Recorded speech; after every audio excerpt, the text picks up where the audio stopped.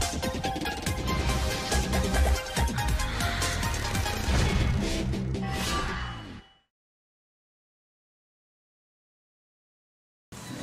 لله.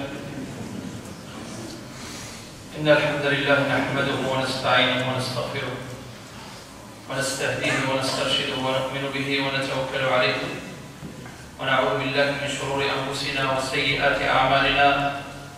من يهده الله فلا مضل له ومن يضلل فلا هادي له، وأشهد أن لا إله إلا الله وحده لا شريك له ولي الصالحين، وأشهد أن سيدنا وإمامنا ونبينا محمدا صلى الله عليه وعلى آله وصحبه ومن صار على نهجه واقتفى أثره إلى يوم الدين. أدى الأمانة وبلغ الرسالة ونصح لهذه الأمة وجاهد في سبيل ربه حق جهاده حتى أتاه اليقين. فاللهم اجزه عنا خير ما جزيت به نبيا عن قومه ورسولا عن دعوته ورسالته. يا أيها الذين آمنوا اتقوا الله حق تقاته ولا تموتن إلا وأنتم مسلمون.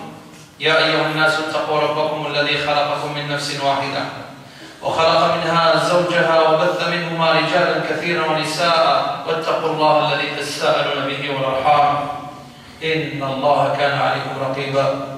يا أيها الذين آمنوا اتقوا الله وقولوا قولا سديدا يصلح لكم أعمالكم ويغفر لكم ذنوبكم، ومن يطع الله ورسوله فقد فاز فوزا عظيما. اللهم اجعلني وإياكم وإخواني وأخواتي من الفائزين والفائزات، آمين آمين يا رب العالمين.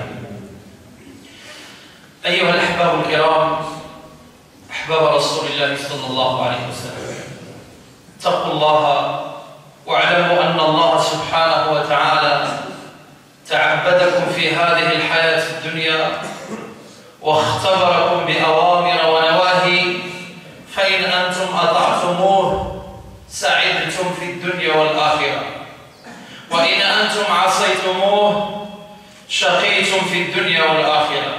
أيها الكرام، صدق الله سبحانه وتعالى أنسن بأن الله تعالى يشهد العباد الناس ذي الحياة الدنيا. الله سبحانه وتعالى يختبر النيو يمتحنك النيو الأوامر النواهي. فماذا طعم الأوامر من الله تعالى النواهي الله تعالى أنسعد في الدنيا والآخرة. برنشي نعصى الله سبحانه وتعالى، نعصى الأوامر الله تعالى فنري أشقياء في الدنيا والآخرة. وإن من أوامره سبحانه وتعالى ذي الأوامر سبحانه وتعالى أن أمركم بإخراج قسط قليل من أموالكم للفقراء والمساكين. يمارك النيو السهم قسط قليل ذي الأموال الأغنياء يتعاقب في الفقراء المساكين، ألا وهي فريضة الزكاة التي هي ركن من أركان الإسلام. وقد تحدثنا في الجمعة الماضية عن دور الزكاة في إصلاح الفرد والمجتمع. نسيور ذي الجمعة يعني دور الزكاة في الإصلاح الفرد والمجتمع. الزكاة تصلح صاحبها، والنغم التصل الفضائل اللي جاء القرآن الكريم بأن صاحب الزكاة الذي يؤدي الزكاة هو من المفلحين، هو من المهتدين، هو من الناجحين، هو من أهل الجنة. هذه كله إصلاح للفرد. ثم تصلح المجتمع، كتصلح الفقراء وتصلح المساكين والمحتاجين وتضم الجراح ديالهم والأيتام وشحال ديال الحوائج كتقضيها. هذه الفريضة هذه.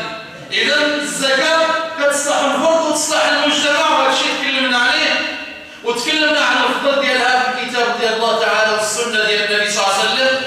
أما الآن في هذا اللقاء بفضل الله تعالى سنتحدث عن التحذير من منع الزكاة. السور تحذير منع الزكاة، وهذا هو عنوان الخطبة. وما أعظم ما يترتب على منعها من عظيم البليات وشديد العقوبات في الحياة وبعد الممات. قال الله تعالى: والذين يكنزون الذهب والفضة ولا ينفقونها في سبيل الله فبشرهم بعذاب أليم يوم يحمى عليها في نار جهنم فتكوى بها جباههم وجنوبهم وظهورهم هذا ما كنزتم لأنفسكم فذوقوا ما كنتم تكنزون. وقال الله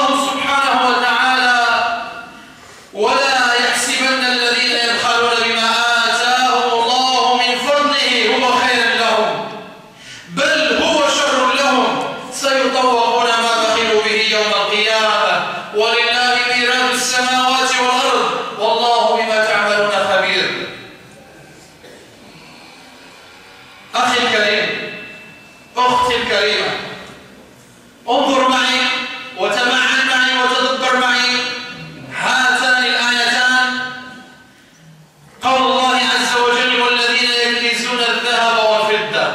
الذين يكنزون، الكنز هو يخمر، سواء تخمر دير باق، يغدير بانكو، يغديك خافورتين، يغديك كذا، يغديك كذا. هذا هو الذين يكنزون، أي يدخرون. والذين يكنزون الذهب والفضة. قال عبد الله بن عمر رضي الله عنهما: هو المال الذي لا تؤدى زكاته. ما معنى الكنز؟ الكنز هو المال الذي لا تؤدى زكاته. الكنز ذني عاكلات ويتفقه حق الله عز وجل. وروي عنه أيضا أنه قال: ما أدى زكاته فليس بكنز. وني السوق وخير مريض السوق الزكاة نسوى الجمهور الكنز. ما أدى زكاته فليس بكنز وإن كان تحت 7 أراضين.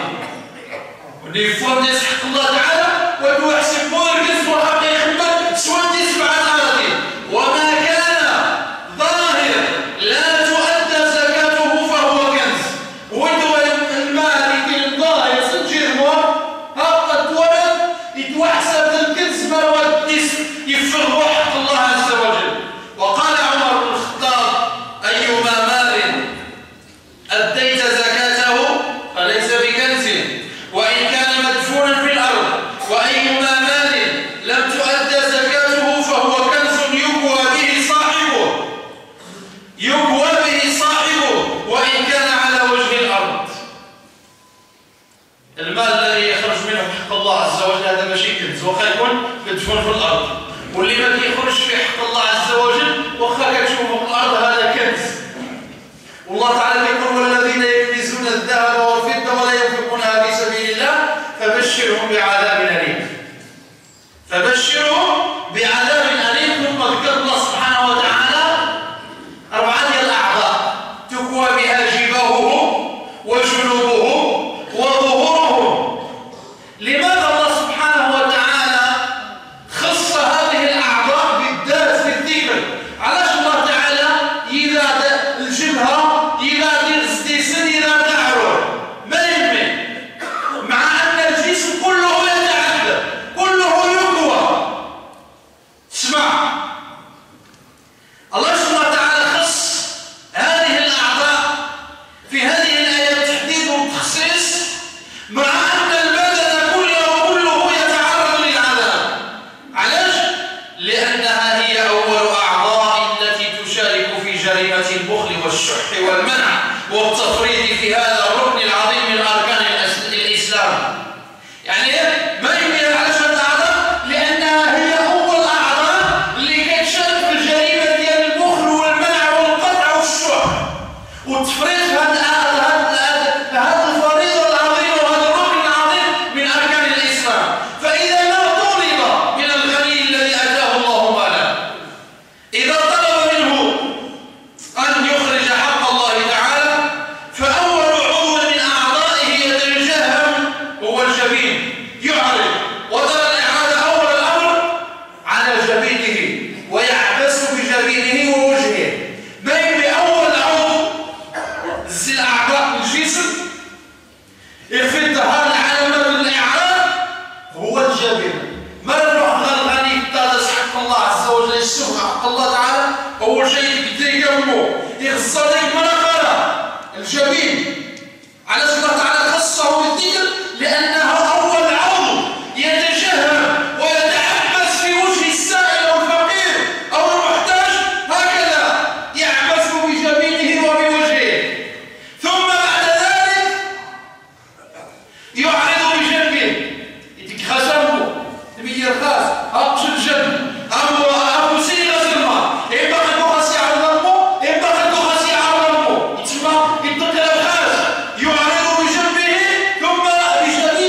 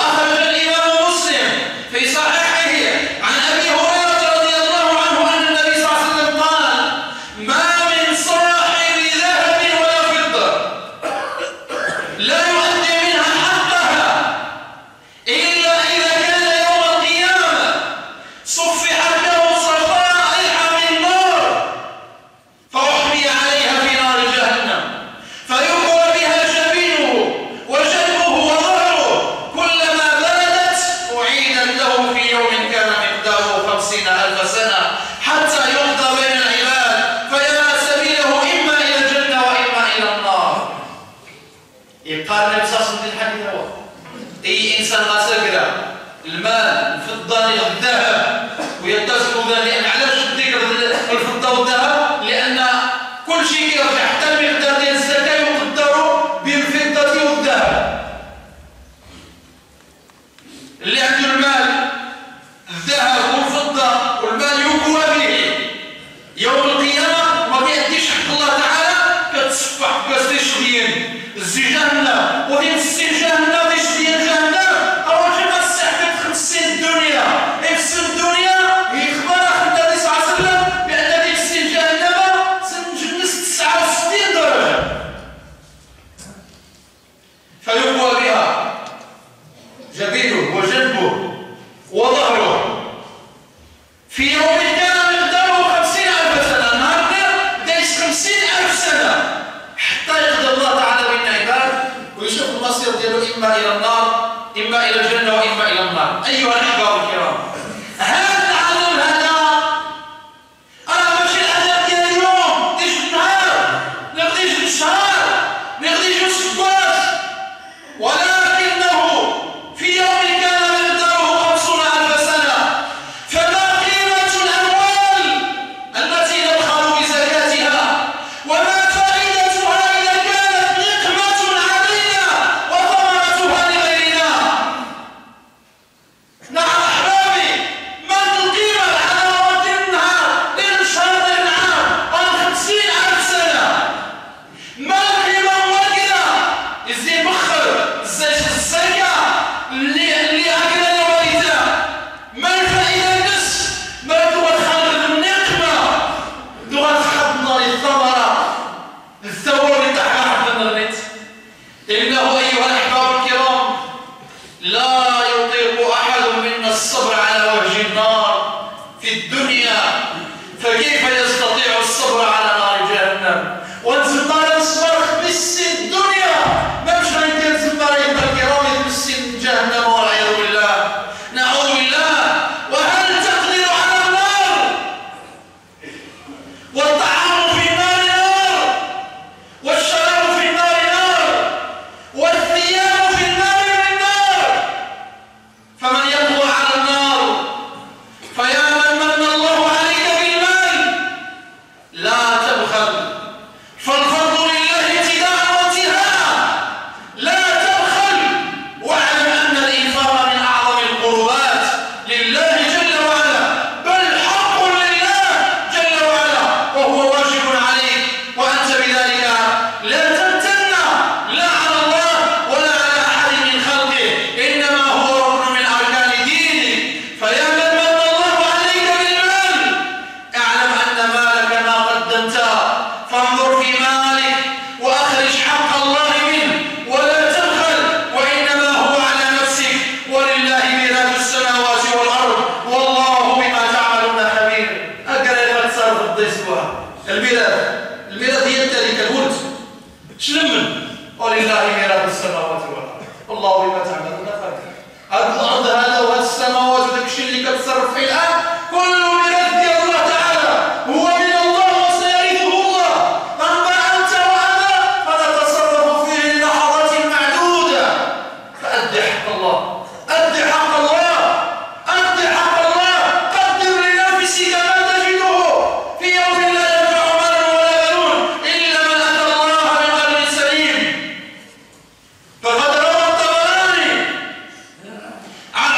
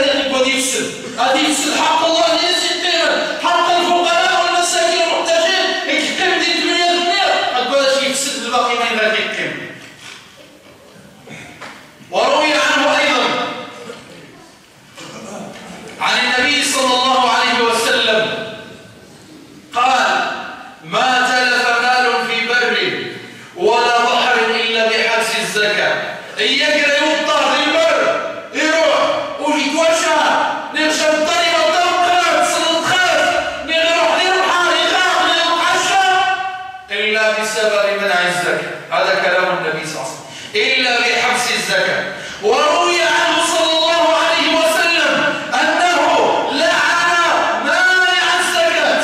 حديث صحيح في الترغيب والترهيب. لعن النبي صلى الله عليه وسلم 4 من الناس ومنهم مانع الزكاة. ويكفيه ذما أنه متشبه بالمشركين. يكفيه ذما مانع الزكاة أنه مشبه بالمشركين الذين توعدهم الله عز وجل بقوله: وويل للمشركين الذين لا يؤتون الزكاة وهم بالآخرة هم كافرون. ويل للمشركين الذين لا يؤتون الزكاة، يعني الذي لا يؤتي الزكاة متشبه بالمشركين وهم بالآخرة هم كافرون. وعن أنس رضي الله عنه قال رسول الله صلى الله عليه وسلم: مانع الزكاة يوم القيامة في النار.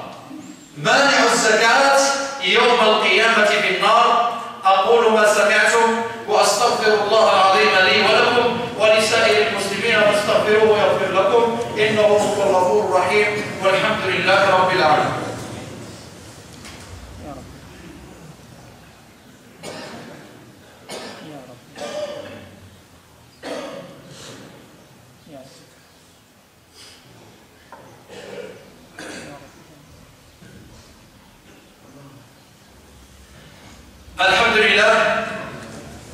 الحمد لله وكفى، والصلاة والسلام على النبي المصطفى وعلى آله وأحبابه وأتباعه أولي الفضل والوفاء.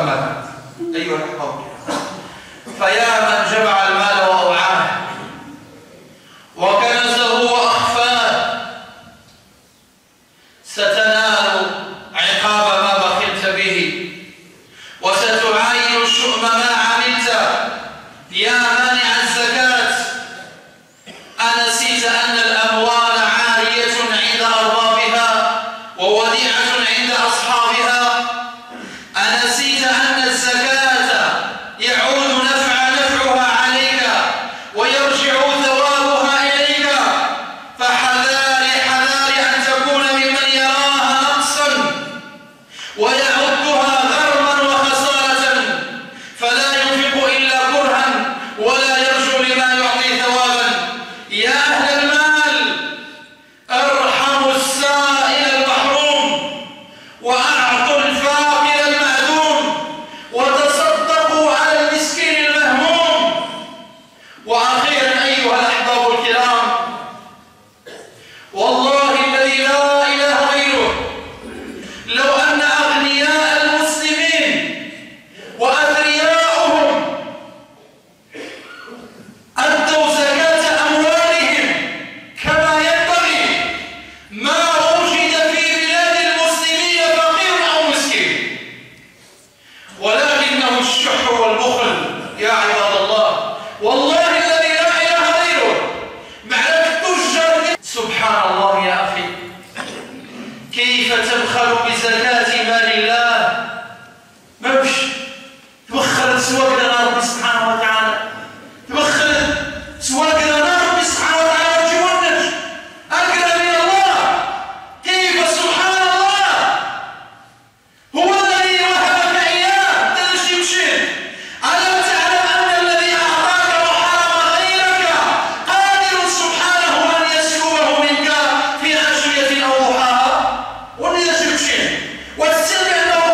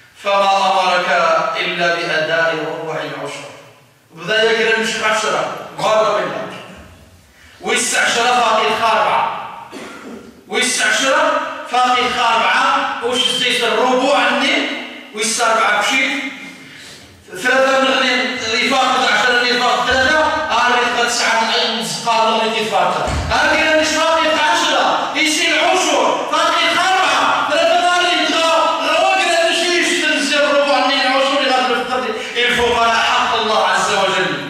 والله إنه مبلغ بخيس زهيد أيها الأحباب الكرام. فنسأل الله سبحانه وتعالى العلي الكريم أن يوفق إخوان الأغنياء وأهل الأموال لأداء حق الله عز وجل في أموالهم. اللهم وفقهم وتقبل منهم يا رب العالمين. اللهم وفقهم وتقبل منهم يا رب العالمين.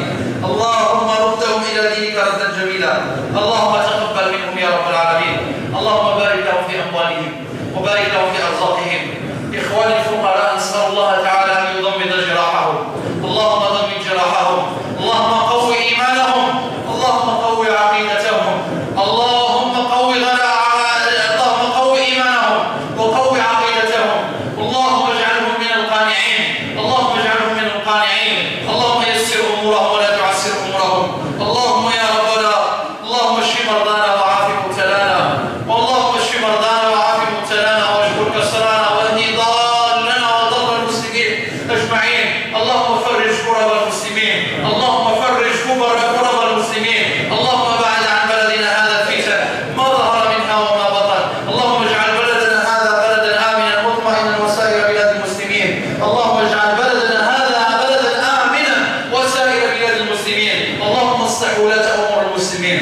اللهم اصلح ولاة أمور المسلمين.